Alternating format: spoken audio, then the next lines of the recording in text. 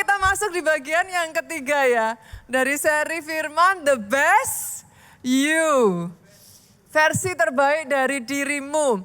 Dan di bagian yang ketiga ini saya akan membagikan satu pesan firman yang berjudul damai yang menaklukkan realita.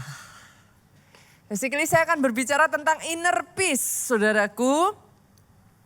Inner peace ini memungkinkan saudara menjadi versi terbaikmu.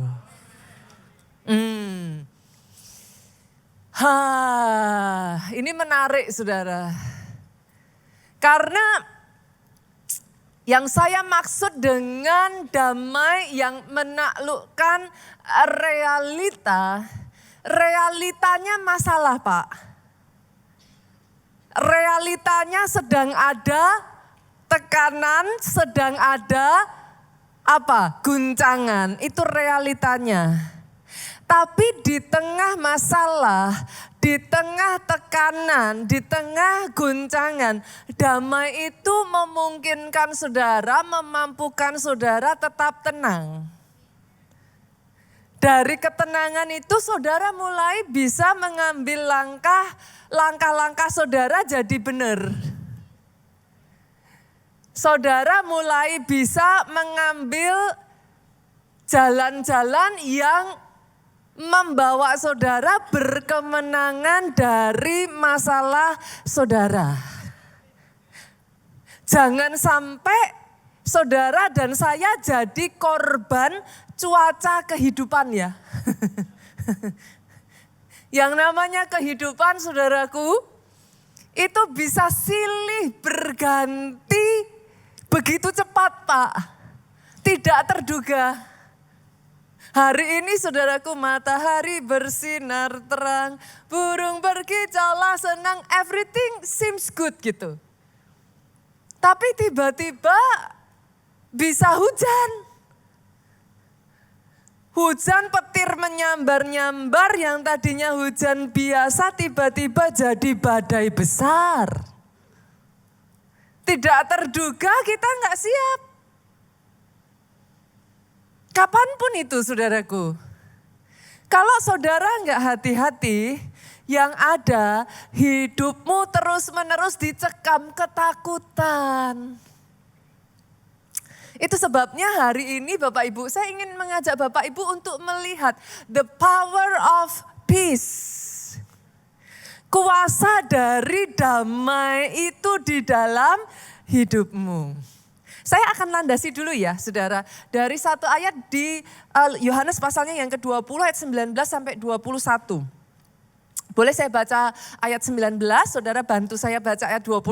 Ayat 21 kita baca sama-sama.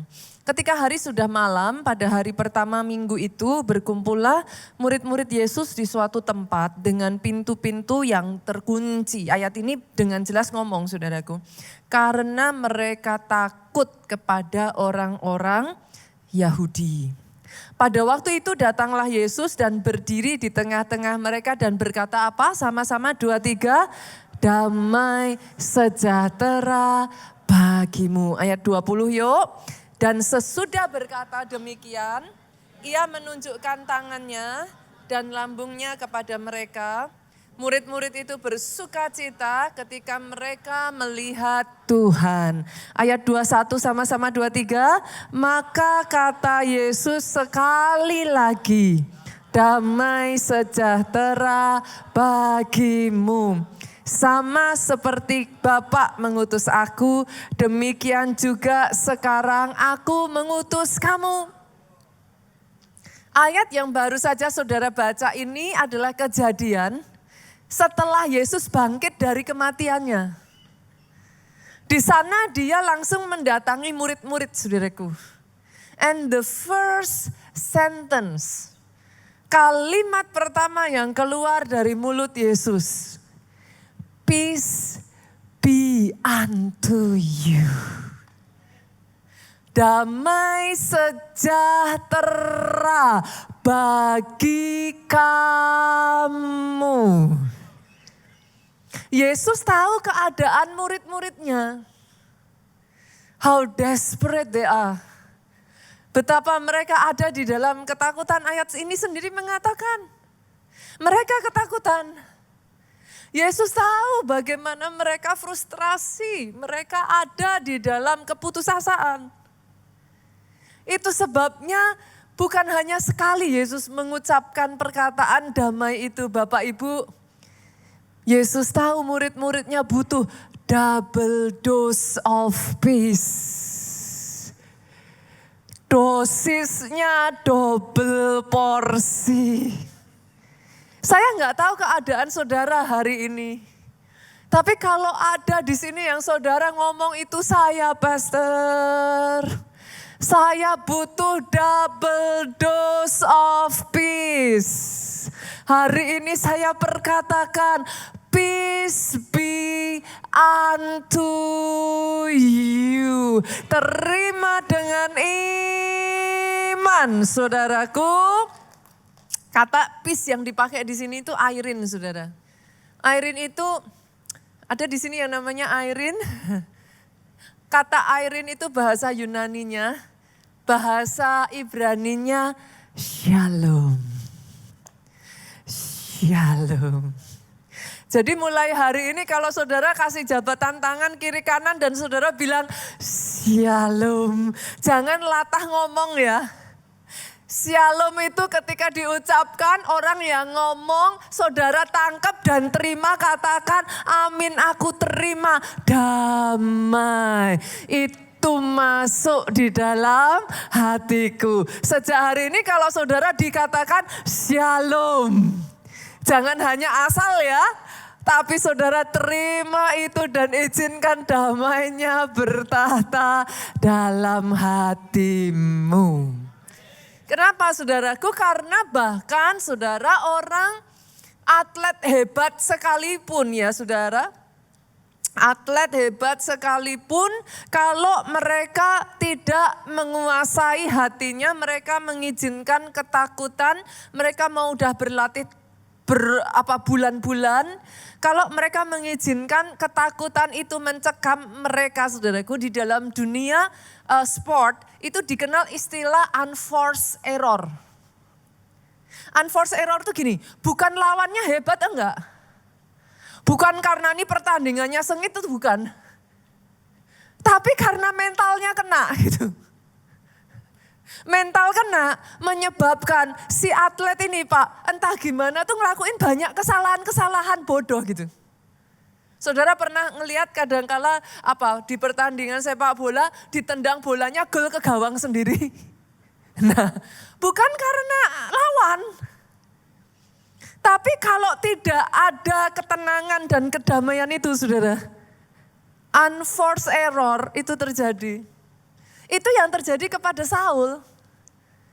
Pasukan sebesar bangsa Israel yang ditakuti saudaraku. Pada saat mereka berjumpa dengan Goliat, masih ingat ya kisahnya ya. Saul tuh somehow sudah kayak losing ininya gitu saudaraku, kehilangan kena mental.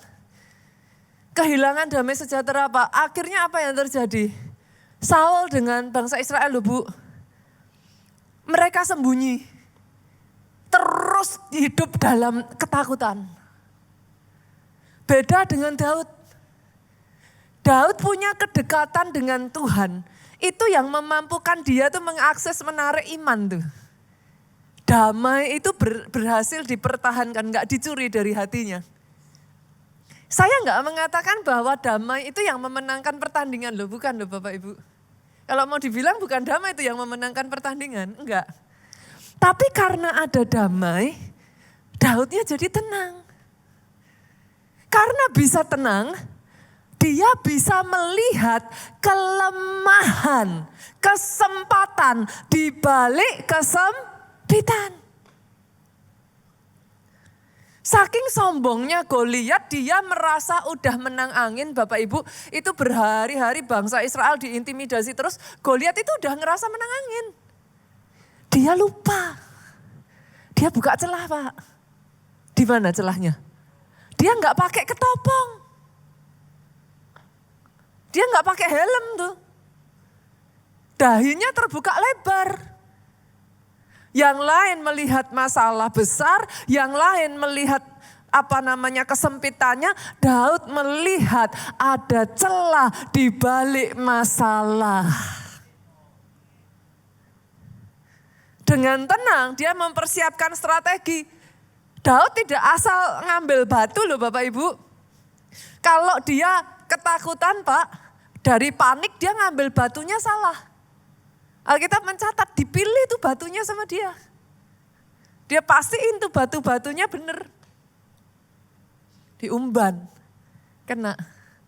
Daud mendatangi Goliat dengan nama Tuhan semesta alam. Imannya bekerja saudaraku, imannya bekerja berfungsi saudara. Kenapa kok bisa gitu? Karena ada damai di-maintain, dijaga di hatinya. Hari ini saudaraku,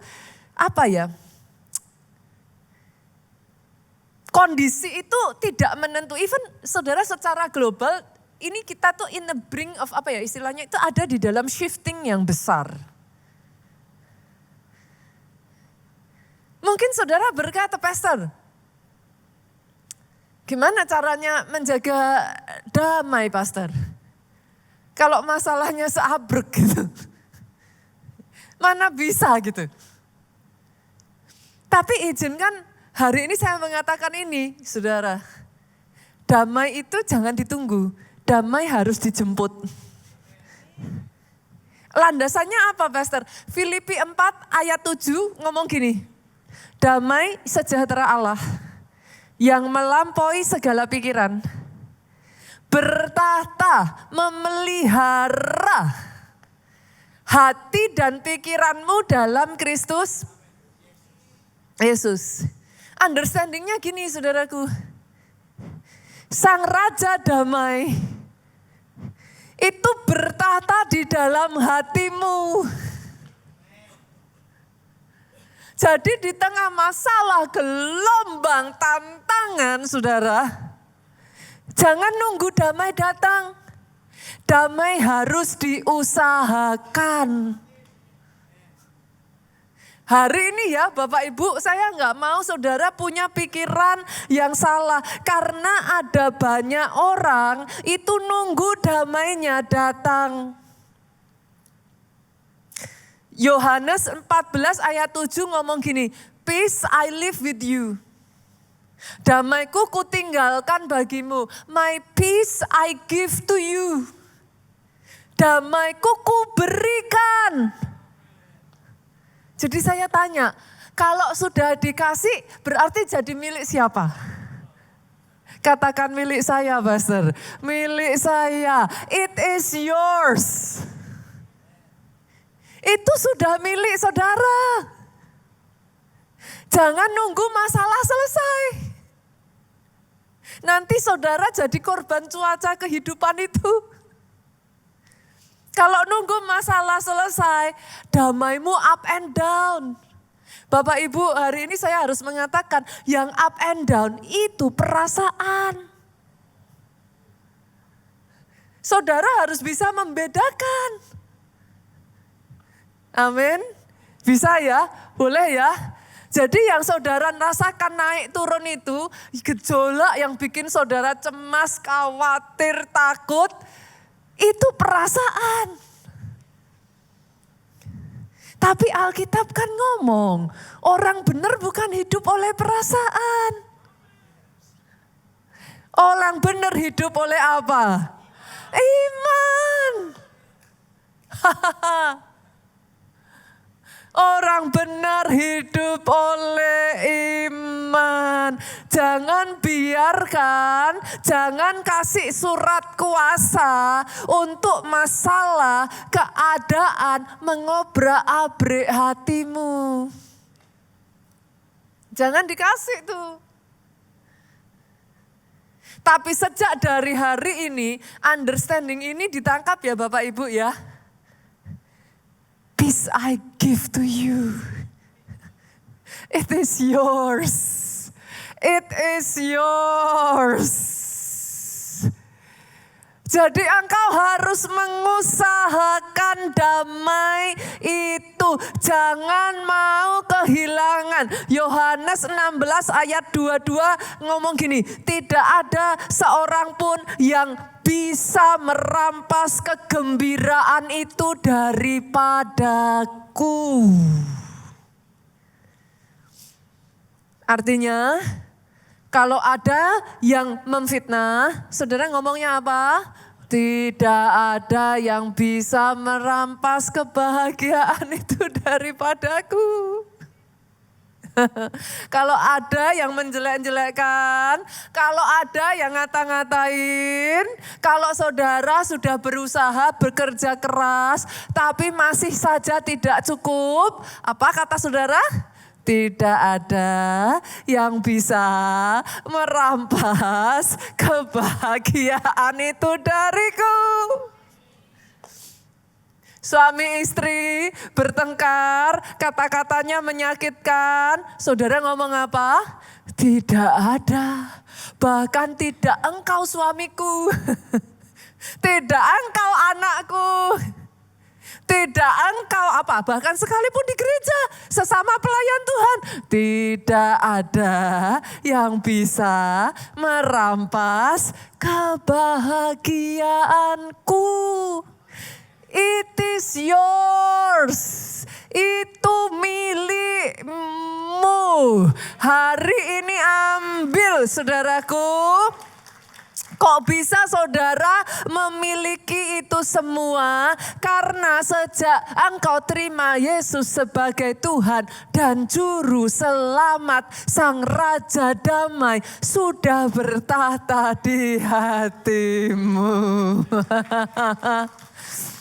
Oh, if you know the truth, kalau engkau tahu kebenaran, kebenaran akan memerdekakan. Hari ini gak ada ya yang damainya terusik ya. Mau masalah kecil, mau masalah besar. Belajar dari Daud saudaraku. Mazmur 3 ayat 6-7. Ini Daud ngalami masalah super besar. Tapi coba apa yang Daud katakan. Aku membaringkan diri lalu tidur. Enak kan? Waktunya tidur Bapak Ibu. Kesusahan tidak akan menambah. Waktunya tidur. Ini Daud enak sekali, aku bangun. Every time you wake up ya saudara, sadari understanding ini. Aku bangun karena satu kesadaran, Tuhan menopang aku. Gak sendirian kok Pak. Ditopang kok, tangan kita ini ditopang kok. Bahkan ayatnya yang ke-7 Daud ngomong, aku tidak takut kepada puluhan ribu orang yang siap mengepung aku. Mazmur 3 ini ya saudara, kenapa saya katakan bukan masalah kecil. Ini momen pada saat Daud itu dikudeta sama anaknya sendiri Absalom. Ini Mazmur 3 ini. Dikudeta sendiri udah masalah enggak saudara? Udah dikudeta, Daud lari kan berarti posisi lemah toh? Itu masalah enggak? Dikejar-kejar hampir dibunuh, masalah enggak? Yang paling masalah sebenarnya saudara, yang mengkudeta dan hampir membunuh Daud, itu Absalom anaknya sendiri. Itu double deal saudara. Pastor, kok pastor bisa tahu kalau Mazmur 3 itu bicara soal kudeta Absalom? Iya dibuka tuh ayatnya. Makanya apa-apa tuh jangan gampang percaya saudaraku. Dibuka Mazmur pasal 3 ayatnya yang pertama tuh. Ngomong apa sama-sama? Mazmur Daud ketika apa? Ia lari dari sah ya. Sah. Jadi harus dibuka saudaraku supaya saudara ngerti tuh. Tapi di tengah semua keadaan itu Daud gak mau membiarkan damainya hilang saudara. Dari ayat ini kita belajar gini saudaraku. Damai bukan produk dari keadaan. Harus tahu itu dulu. Jadi artinya damaimu enggak ditentukan situasi, damaimu enggak ditentukan keadaan. Dia bukan produk dari keadaan. Damai, saudaraku, harus ditangkap ini, harus ditangkap ini. Lahir dari kesadaran dan pilihan. Bukan produk ya, no. Itu keputusan. Every single day you wake up, katakan pada dirimu sendiri, I choose to be happy. Jangan kasih remote controlnya ke orang lain. Pegang kencang-kencang, I choose to be happy. I choose to be at peace. Dia bukan produk. Dia a choice of life. Dan pilihannya ada dalam tanganmu sendiri. Satu kali saudaraku ada seorang ibu. Dia punya 2 anak.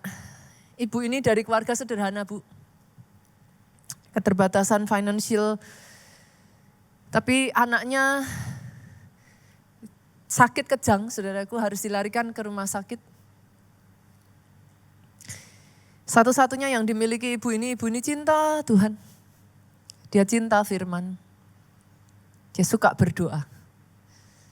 Tapi karena keadaannya, saudara, ya dia hanya mampu memasukkan anaknya di kelas 3, saudara.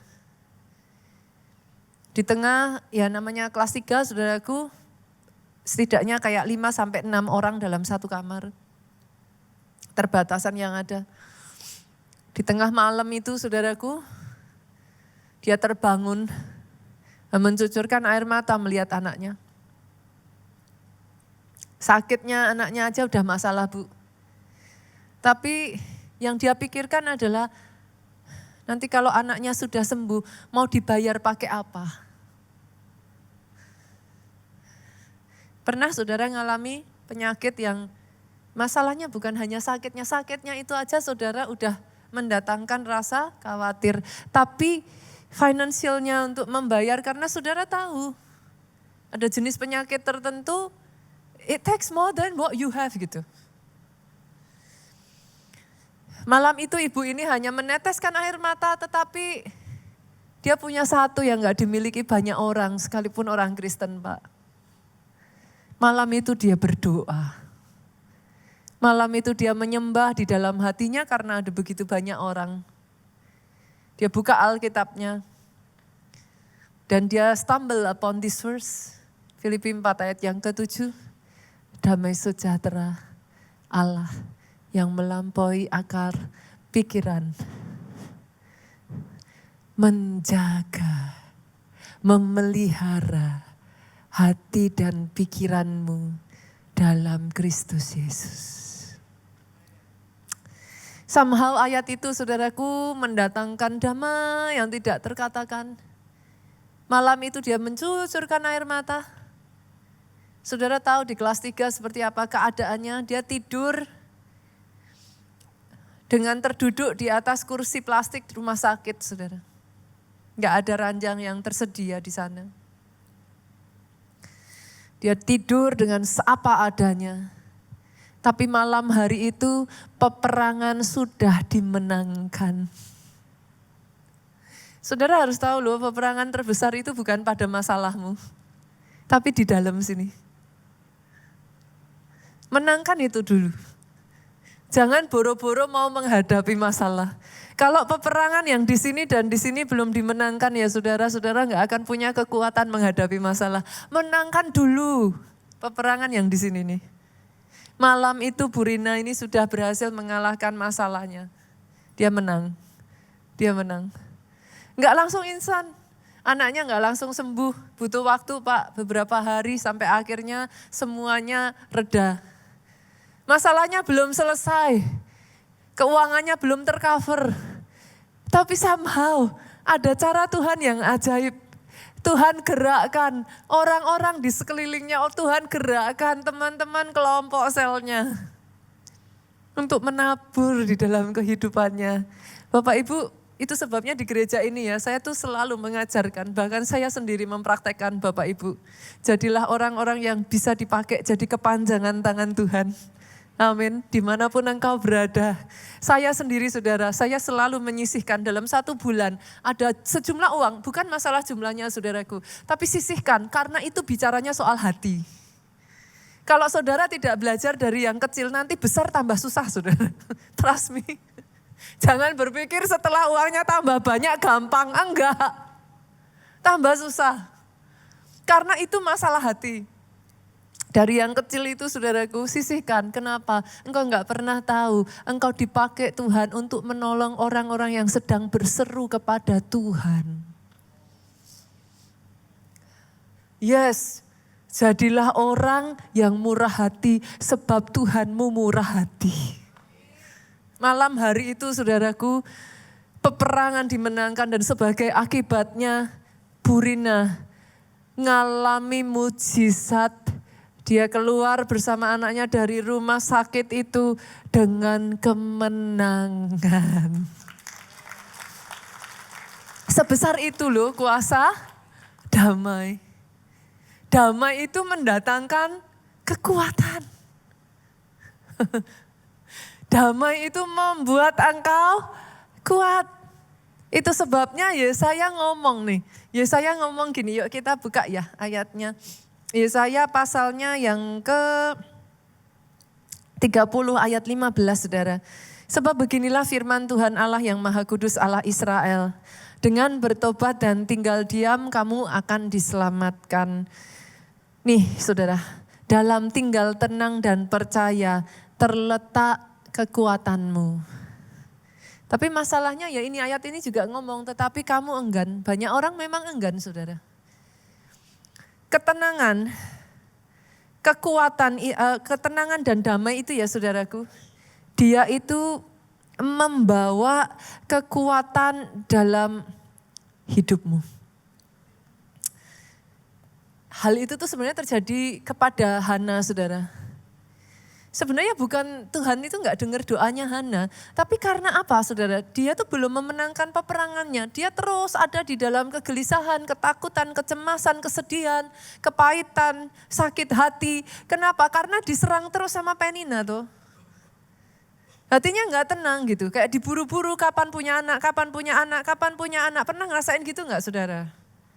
Kayak diburu-buru itu, yang lain udah ini pastor, yang lain udah itu. Saya kapan gitu. Sampai akhirnya doa itu kayak nabrak langit gitu, nggak ada power. Sampai di satu titik saudara, hari itu Hana Pak datang ke bait Allah Pak. Jadi kalau masalah jangan datang ke klub malam ya saudara. Jangan dugem ya. Kalau masalah datang aja ke Pondok Daud. Jangan malu tuh. Oh katanya Pondok Daud tempat orang bermasalah gitu. Jangan malu. Kalau ada apa saudara datangnya aja ke gereja, datang ibadah. Hari itu Hana datang dia ketemu Imam Eli. Sebenarnya bukan masalah imamnya. Kepada siapalah manusia itu menilai manusia ini itu ya saudaraku. Tapi kalau saudara bisa melihat Tuhannya. Tuhan tuh bisa pakai siapapun kok. Lihat Tuhannya. Di situ saudara pada saat Imam Eli berdoa somehow rema itu masuk di hatinya Pak. Di situ terobosan terjadi. Kenapa saya tahu terobosan terjadi? Alkitab mencatat Hana keluar mukanya enggak lagi muram tuh. Something happen. Peperangan itu sudah dimenangkan gitu. Jadi ingat ya hari ini mulai hari ini ingat ya Bapak Ibu ya. Jangan perang lawan masalah dulu ya. Perang di sini dulu. Perang di sini dulu. Kalau di sini sama di sini udah menang, saudara bisa menang melawan masalahmu. Tapi kalau di sininya masih bergemuruh, di sininya masih acak adul saudara. Mau maju perang itu kekuatannya kecil Bapak Ibu. Setelah yang di sini menang, Hana doanya nembus sampai ke atas. Di situ mujizat terjadi. Itulah kekuatan dari damai. Damai itu se-powerful itu, saudaraku. Sehebat itu. Itu sebabnya Filipi 4 ayat 7 tadi ngomong apa? Damai, sejahtera. Saya ulang-ulang terus ya ayat ini ya saudaraku. Supaya nancep nih. Damai, sejahtera Allah yang apa? Melampaui segala akal akan memelihara. Nah, kata memelihara ini dalam bahasa aslinya itu proureo. Benar ya? Biar saya nggak salah nih saudaraku. Proureo. Kata proureo itu punya makna gini saudara. Jadi bukan hanya memelihara dalam artian kadang kita memelihara kita bingung ya. Memelihara yang seperti apa nih maksudnya. Proureo itu menjaga seperti tentara menjaga. Jadi pola pikirnya itu sebenarnya simple. Pastor bagian saya apa? Bagianmu jangan sampai damaimu dicuri gitu aja. Simpel kok, bagian saudara itu kalau saudara udah merasa bahwa damai itu mau hilang, pegang kencang-kencang, jangan dibiarin. Jangan pasif gitu. Diusahain gitu saudara, jangan sampai damai itu hilang. Nanti kalau saudara berhasil mempertahankan dia tetap ada di hatimu, maka damai itu akan mengerjakan tugasnya. Apa tugasnya? Proureo. Jadi ketika kau berhasil jaga itu, di dalam dirimu dia proureo engkau. Dia proureo hati dan pikiranmu. Dia menjaga hati dan pikiranmu sama seperti tentara. Menjaganya siang dan malam. Akibatnya apa? Mentalmu enggak jatuh. Saudara enggak drop dulu tuh. Enggak hilang apa? Enggak hilang kekuatan, enggak losing power gitu. Akibatnya apalagi saudaraku? Kalau dia sudah berhasil proureo hati dan pikiran saudara, dia akan membuat fisikmu jadi kuat. Karena seringnya kan kalau yang diserang damai, hatinya nih, kena nih saudara. Pernah gak ngerasa kayak pusing-pusing, pencernaannya sakit perut gitu kan. Terus tiba-tiba saudaraku, masing-masing orang kan tanda-tandanya beda ya. Kalau enggak keluarnya gatel-gatel tangannya, apa aja bisa muncul kok saudaraku. Enggak sakit tapi bisa kerasa sakit sebadan. Itu kalau dia mengerjakan tugas ya proureo. Dia bukan hanya menjaga mentalmu, dia menjaga tubuhmu. Dia menjaga staminamu untuk perang tuh. Itu dikerjakan oleh damai ini Pak. Sepowerful itu kekuatannya ketika saudara bisa mempertahankan damai itu. Kalau enggak saudara, masih ingat enggak kisahnya Petrus? Pada saat dia ngelihat Yesus, dia jalan di atas air toh. Kalau kau lihat Yesus, kau bisa berjalan di atas air. Tapi pada saat kau lihat gelombang, Petrus lihat gelombang Pak, lihat badainya, tenggelam. Yang bedain apa? Petrusnya sama, badainya sama, yang bedain apa? Lihatnya ke Yesusnya. Damainya terjaga. Karena damainya terjaga, dia ngerjain tugasnya, dia proureo. Akhirnya yang harusnya nggak bisa pun jadi bisa. Hari ini boleh ya Bapak Ibu ya. If you want to be the best version of you, pastikan nih damai yang mengalahkan, menaklukkan realita. Itu pastikan dia harus ada di dalam hidupmu. Karena konsepnya tuh kayak pasir hisap itu loh Bapak Ibu.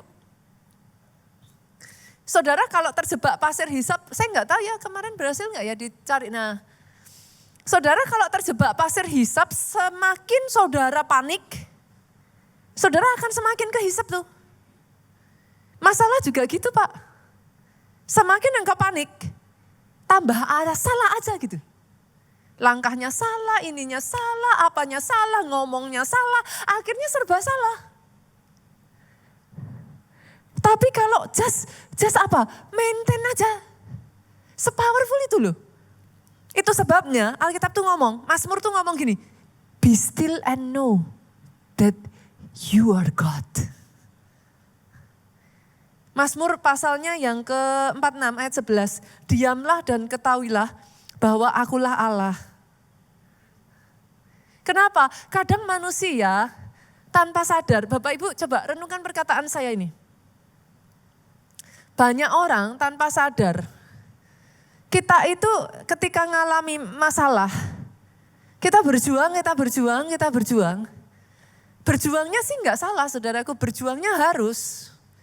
Tapi kita tuh gini, jadi cemas, jadi takut, nggak bisa tidur Pak. Jadi kayak gelisah di dalam batin. Tanpa kita sadari kita berpikir, kalau kita nggak ngusahain Bu, seolah-olah loh, Tuhan itu nggak sehebat itu untuk bisa nolong kita gitu. Pernah nggak? Ini saya tuh belajar banget loh saudara. Iya, coba renungkan perkataan saya ini saudara. Ada momen-momen kalau nggak hati-hati kita itu sudah melampaui boundariesnya gitu. Usahanya bagus, usahanya harus. Karena Tuhan nggak mau kita pasif. Be still, diamlah dan ketahuilah, itu bukan artinya saudara pasif dan tidak ngerjain apa-apa loh. Tapi bukan berarti juga saudara melampaui boundariesmu. Be still and know that you are God, He is God. Itu artinya sesederhana gini saudaraku. Setelah kau kerjakan yang terbaik bagianmu. Pernah gak ngerasa even yang terbaik yang sudah kau kerjakan itu kayak gak cukup gitu. Dan setelah itu yang jadi masalah kita usahain terus kayak memaksakan dengan kekuatan kita. Kata be still di sini ya saudaraku, itu punya arti cantik sekali. Artinya gini, jangan paksain lagi dengan kekuatanmu. Setelah engkau ngerjain bagian yang terbaikmu, surrender. Kasih remote kontrolnya ke Tuhan. Dan izinkan Dia menunjukkan siapa jati dirinya. He is God. Not you. Dia yang Tuhan. Bukan saudara dan saya Tuhannya gitu. Karena kalau nggak hati-hati, kita sampai akhirnya nggak bisa tidur. Kita, akhirnya kayak, pikiran pernah nggak sih ngerasa kayak tidur? Apa tidur ayam? Orang Jawa bilang ya, tidur tapi pikiran ini gerak terus loh, saudara. Pernah nggak ngerasa itu? Saking nggak tenang di hati itu kayak, gitu.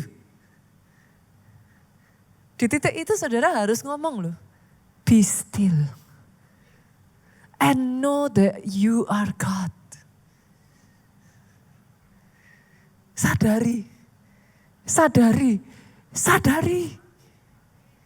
Bukan pasif.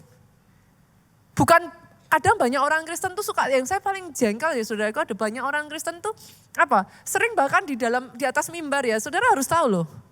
Saya tidak akan pernah, banyak orang Kristen tuh sukanya ngomong kayak gini, udahlah pastor, ngeflow aja. Saya paling gak suka saudaraku. Bukan saya gak suka ngeflow-nya. Buat saya punya prinsip, saya boleh ngeflow setelah saya mempersiapkan yang terbaik. Kalau saya ngeflow hanya karena saya gak persiapan, itu excuse. Itu bukan ngeflow. Saudara harus tahu loh, ketika saya khotbah seperti ini ya saudaraku. Itu semua saya sudah pelajari. Kalau enggak mana saya bisa ngomong seperti ini, enggak ngelihat catatan dari tadi. Saya buka catatan hanya untuk baca ayat. Kalau saya ngeflow saudaraku, saya menghalangi, jangan dipotong kata-kata saya terus kemudian ini ya, saya disclaimer dulu ya. Kalau saya ngeflow tanpa persiapan, saya menghalangi flow Roh Kudus justru nyampe kepada saudara dengan maksimal. Setelah saya mempersiapkan, saya mengizinkan, saya ngeflow dan ngikut Tuhan bekerja melalui saya. Jangan pasif, jangan saudara gak kerjakan yang terbaik. Tapi setelah the best you can do, remote-nya kembalikan. He is God, not you. Dia yang Tuhan. Kembalikan dan izinkan Dia berperang bagi engkau. Justru di titik itu engkau sadar, bukan kuat, bukan gagah, tapi oleh Rohku, kata firman Tuhan. Kalau kita menang, bukan kita yang hebat, tapi Tuhan yang hebat. Dikembalikan ya, satu-satu pada proporsinya yang benar saudaraku. Itulah kehebatan dari firman ini saudaraku, saya pribadi ya saudara, saya tuh belajar, saya benar-benar ini art apa? Art to stay in peace. It is an art. Ada momen-momen ya saudaraku, justru hari-hari ini saya sudah sekian waktu inilah saudaraku, saya tuh baru memahami gitu, saya dilatih Tuhan, ada artnya, ada seninya. Kadang yang paling gak enak ya saudaraku, be still itu kayak seolah-olah tuh kayak ini gitu. Makanya tadi ya saya ngomong, tapi kamu enggan gitu. Kita maunya tuh kayak, aduh apa lagi ya, ini apa lagi. Lah ya sudah mau apa lagi. Ada hal yang kau bisa, ada hal yang kau gak bisa. Ada masalah yang kau bisa selesaikan, ya selesaikan. Ada masalah yang engkau tidak bisa selesaikan dan hanya Tuhan yang bisa selesaikan, kembalikan. Bagi tugas kan?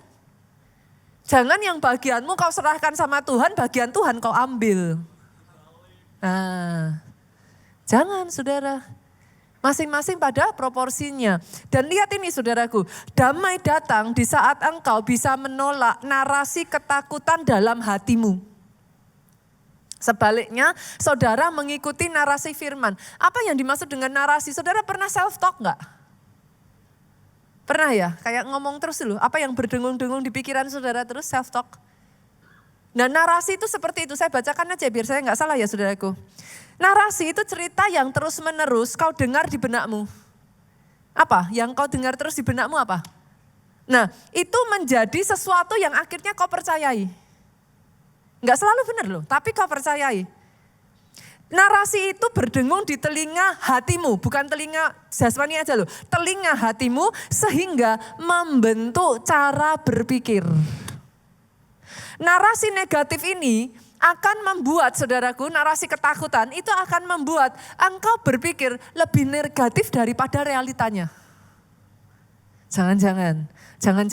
Nanti kalau narasi negatif. Tapi kalau narasi firman, saudara perhatikan dia akan counter attack. Firman itu akan selalu counter attack Bu.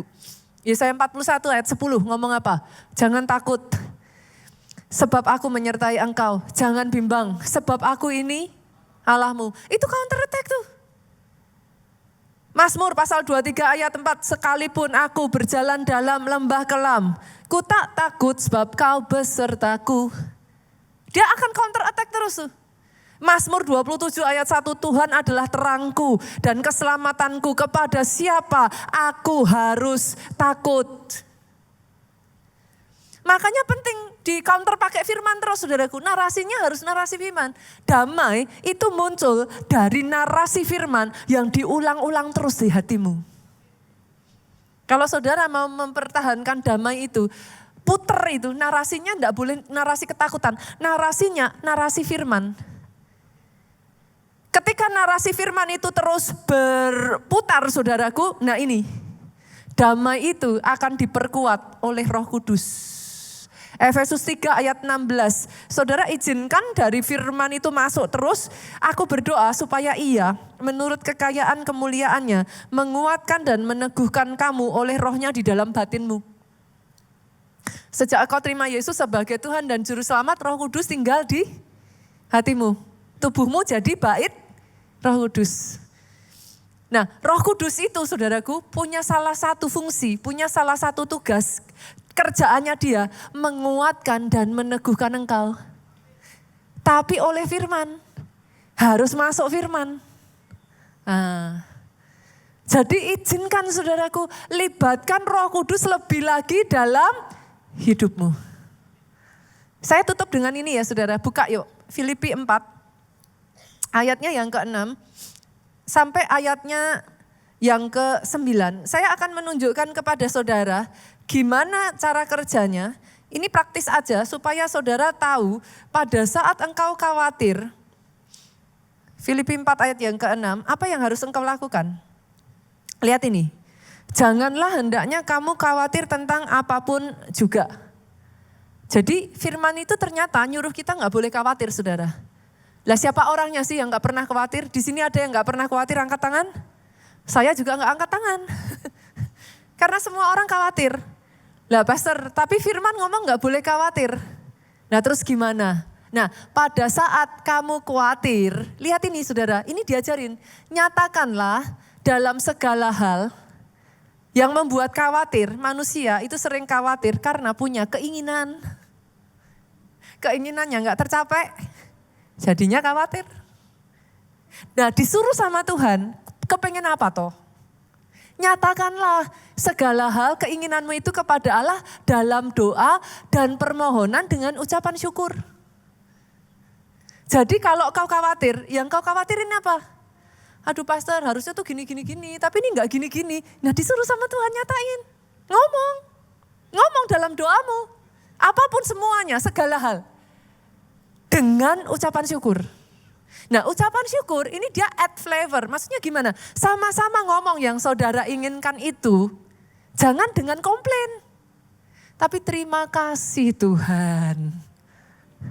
Ditambahi. Nah ketika saudara lakukan itu, ayat 7 berperan, damai sejahtera Allah yang melampaui akal pikiran, proureo hati dan pikiran. Dia kerja tuh. Tapi kan seringkali kan peperangan masih terjadi. Di ayat 8-nya turun ke bawah disuruhnya semua yang benar, semua yang mulia, adil, tulus dan yang manis dijaga pikirannya. Jadi kalau nanti nyerang pikiran negatif lagi, nyerang hal yang ini jangan dihayati ya Bapak Ibu. Sering kan dihidupi itu. Di counter attack terus. Mikir yang manis, mikir yang baik, mikir yang mulia. Lah saudara nanti coba ini kalau firman Tuhan ini ya, saya berdoa ya saudaraku firman Tuhan ini jangan hanya didengarkan saat ini aja. Nanti saudara pulang ya beberapa hari saudara ngalamin dengerin lagi tuh. Karena itu akan counter attack dia. Pikirin tuh yang adil, yang baik, yang suci, yang patut dipuji. Pikirkan semuanya itu. Lihat saudaraku, di ayat yang ke-9 saudara turun ke bawah. Dikatakan kayak gini, bagian paling akhir dulu ya.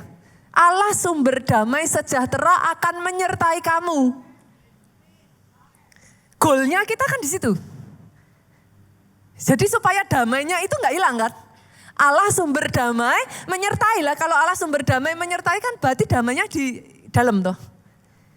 Tapi itu hanya bisa terjadi kalau ayat 9 bagian awal saudara lakukan. Apa yang telah kamu pelajari, apa yang telah kamu terima, apa yang telah kamu dengar, apa yang telah kamu lihat daripadaku kata Paulus.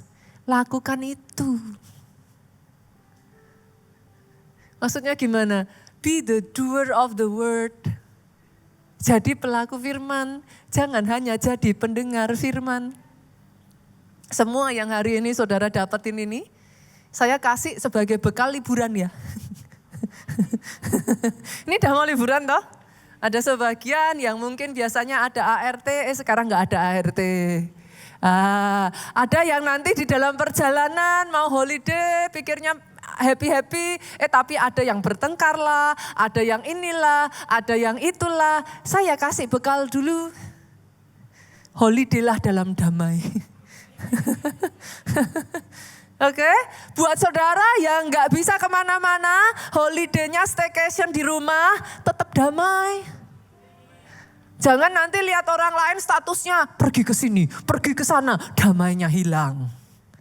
Oke, apapun itu saudaraku, nanti selama waktu-waktu ini justru pakai kesempatan ini. Isi terus dengan firman. Mendekat sama Tuhan. Izinkan Roh Kudus menguatkan dan meneguhkan hatimu.